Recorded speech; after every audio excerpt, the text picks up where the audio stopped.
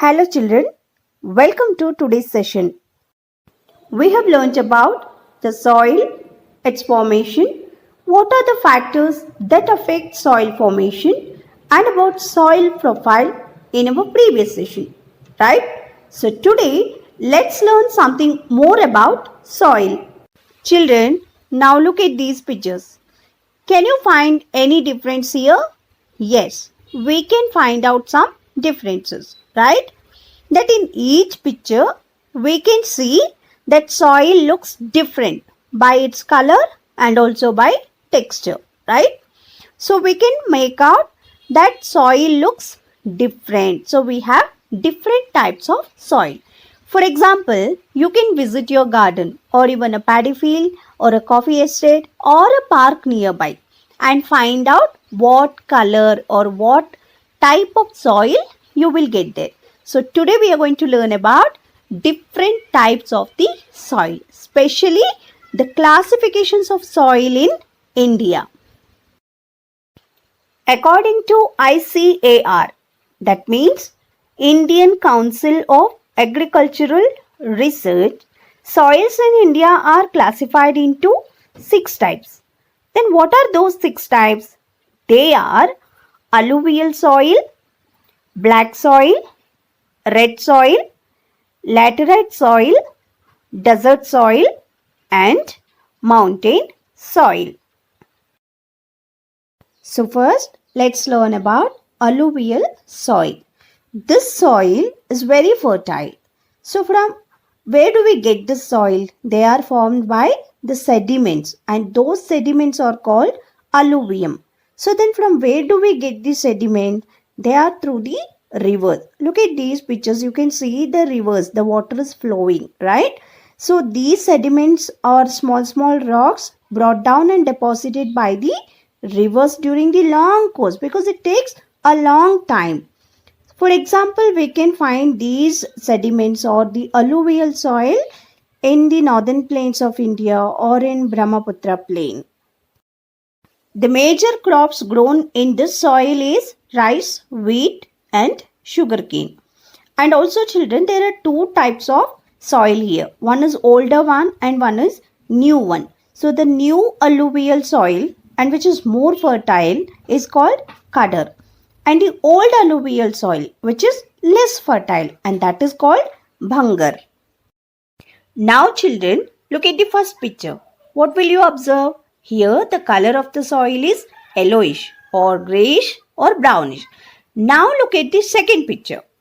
So what will you observe here? And also look at the crops shown here. Here there is cotton, wheat, sugarcane and also oil seeds. So the one common thing we will observe here is the color of the soil. Here in all the pictures, the soil looks black in color. So this is the second type of soil. It is called as black soil.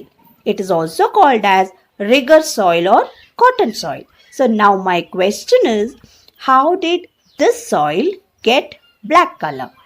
It is black in color due to the presence of iron. So children, then how did we get the black soil? How it got formed? The black soil is formed by the weathering of volcanic rocks.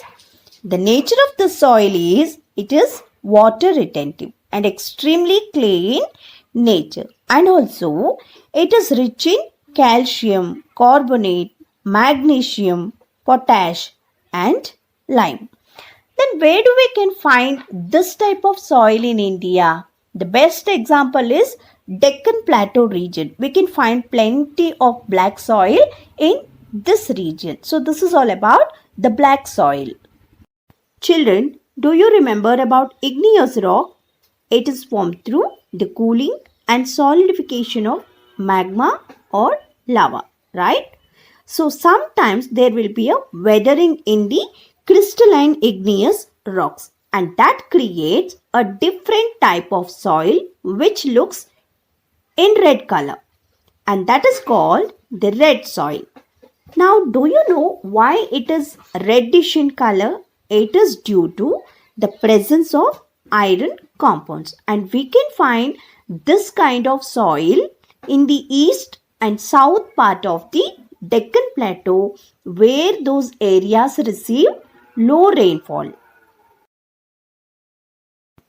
As this soil is less fertile, crops like rice, wheat, sugarcane, cotton, and pulses can be grown with regular use of fertilizers.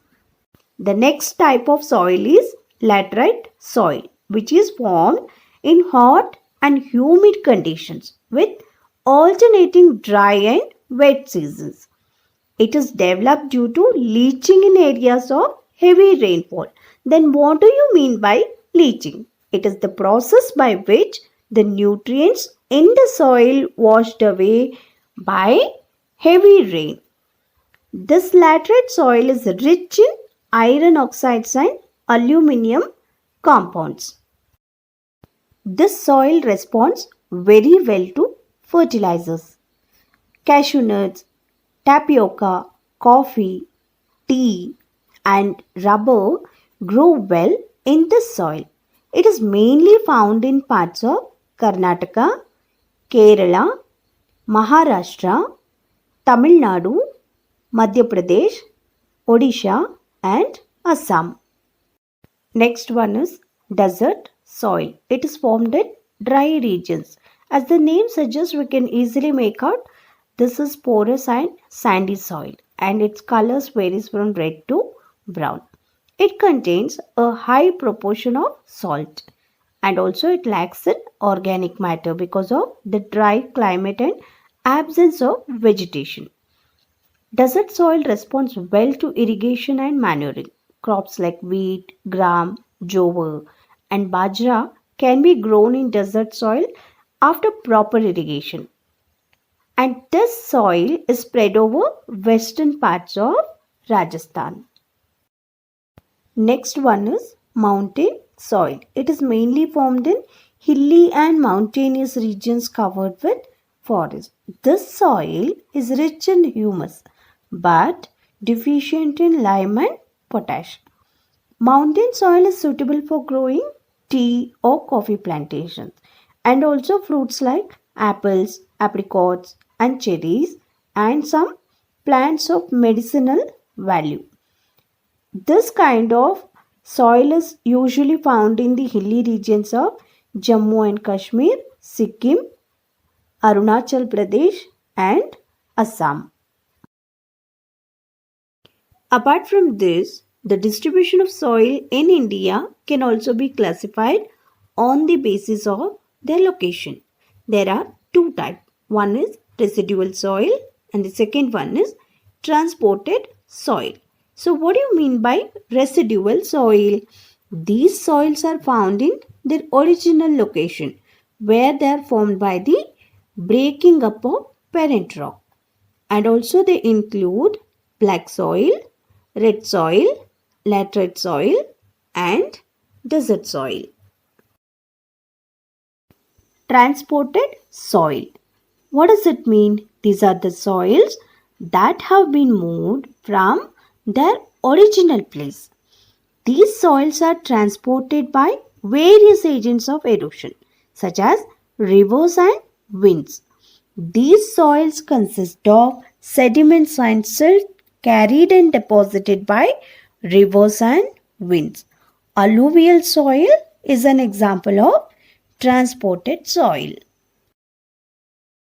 So children, we have learnt about the classification of soils in India in this session. Let's learn about soil degradation and about soil conservation in our next session.